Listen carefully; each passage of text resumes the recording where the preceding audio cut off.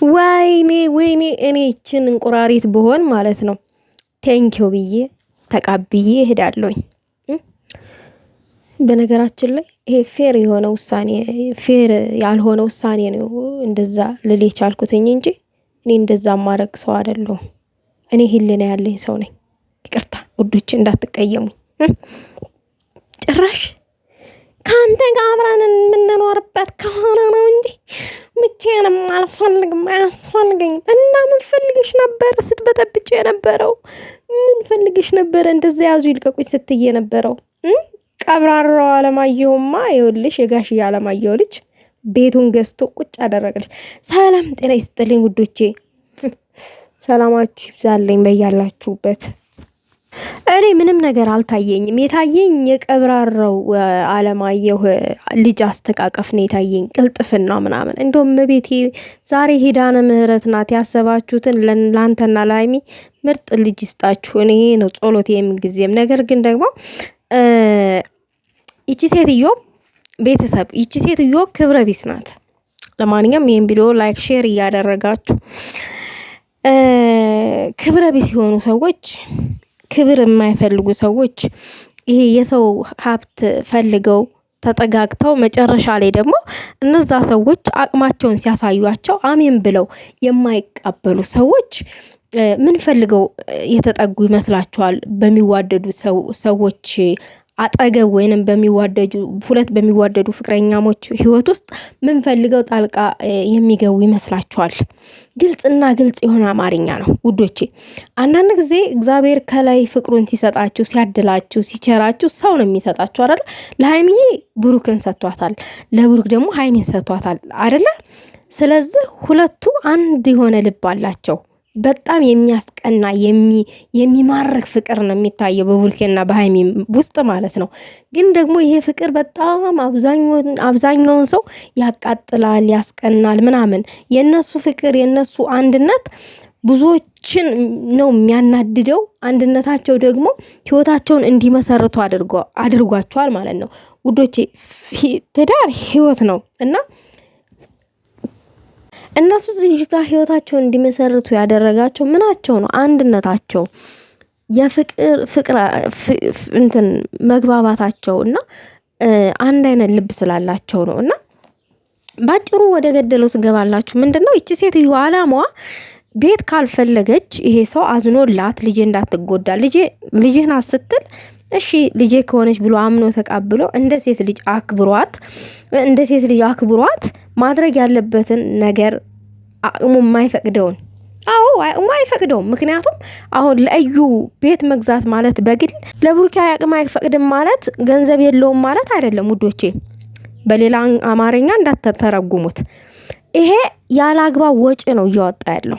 ይሄን ስላችሁ ምን መሰላችሁ ማለት የፈለኩት ባጭሩ ማለት ነው፣ እዩ ከእቅዱ ውጭ የመጣች ሴት ናት።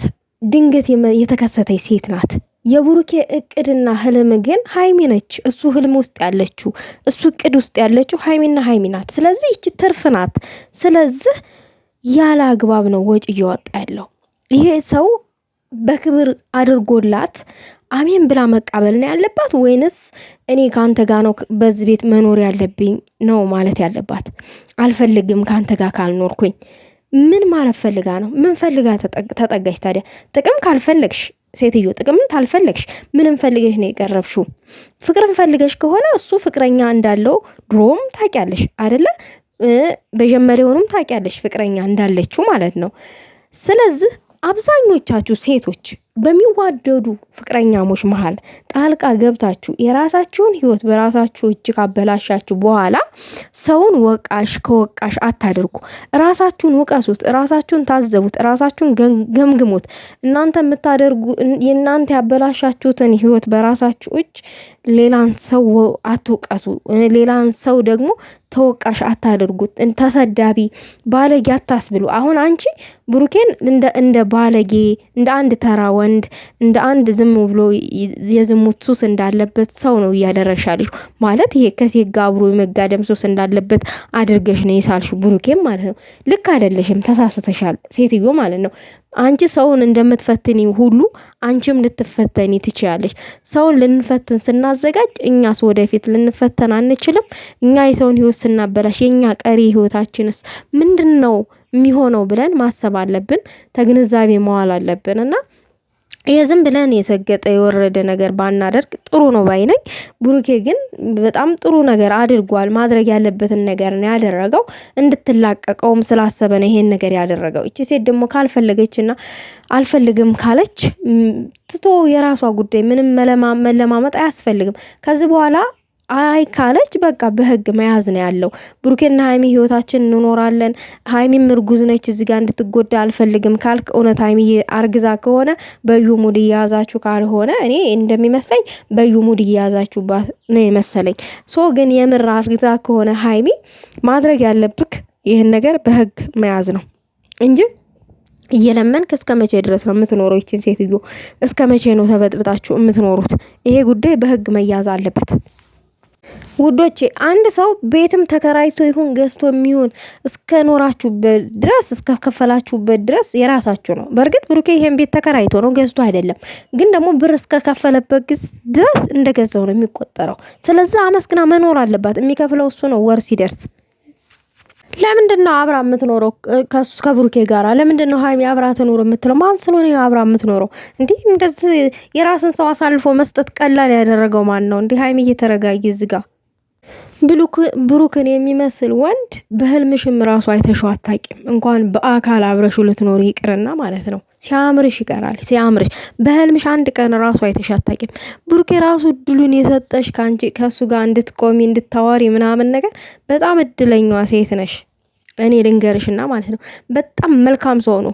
ሌላ ወንድ ቢሆን ማለት ነው የሱን ክብር ዝቅ አርገሽ የሱን የሆነ ስነ ምግባር ያልሆነውን ነገር የሱን ስነ ምግባር እንዲበላሽ ምናምን ነገር በቃ ሌለ ይሄ ጥሩ ስነ ምግባር እንደሌለው አድርገሽ እሱን ለማንቋሸሽ ለማሰደብ ምናምን በጓደኞቹ የሽበት ርቀት በጣም የሚያስከስሽና ብዙ ደረጃ የሚያዳርስ ነበረ።